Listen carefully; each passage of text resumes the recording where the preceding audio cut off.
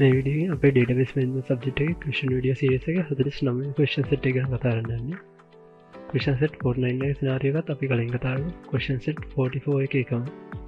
එහෙනම් අපි question set එක කරන්න පටන් ගමු. ක්වෙස්චන් සෙට් 49 එකේ කියනවා ස්කෝල ප්‍රින්සිපල් කම්පියුටර් වෛරස් එකක් ගිහිල්ලා ඉඳ සොෆ්ට්වෙයාර්ස් ඔක්කොම අලුතෙන් දාන්න තීරණය කරනවලු. ඒ හින්දා අපේ ඩේටාබේස් එකේ බෑකප් එකක් හදන්න කියලා කියනවා. ඒකේ බෑකප් නේම් එක විදිහට run school db backup කියලා හදන්නලු. හරි අපි ඒකට ඕනි කෝඩ් එක ලියමු. මම ඊට command prompt එකට යනවා. ඊට පස්සේ මුලින් path එකක් දෙනවා. path එක විදිහට මම program files වල MySQL server එකේ bin folder එක තියෙන තැනට යන path එක තමයි දෙන්නේ. ඊට පස්සේ මම MySQL dump කියන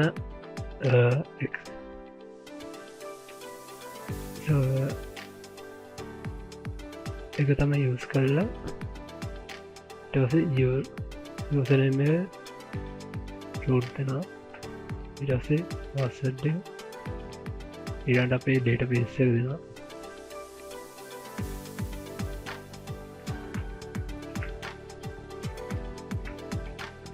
ඊළඟට අපේ බෑකප් එක සේව් වෙන්න ඕනේ තැනයි ෆයිල් නේම් එක දෙනවා. ඊළඟට එන්ටර් කරනවා. හරි මෙතන මම ස්පේස් එක තියෙනවා.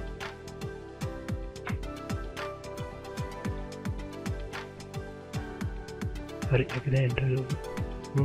මගේ MySQL එකේ පාස්වර්ඩ් එක දෙනවා. හරි අපේ ඩේටාබේස් එකේ බෑකප් එකක් හදලා තියෙනවා. හරි මේ තියෙන්නේ ඒ ඩේටාබේස් එකේ බෑකප් ෆයිල් එක. හරි ක්වෙස්චන් සෙට් 49 එකේ තියෙන එච්චරයි. එහෙනම් අපි ඊළඟ වීඩියෝ එකේ හම්බෙමු.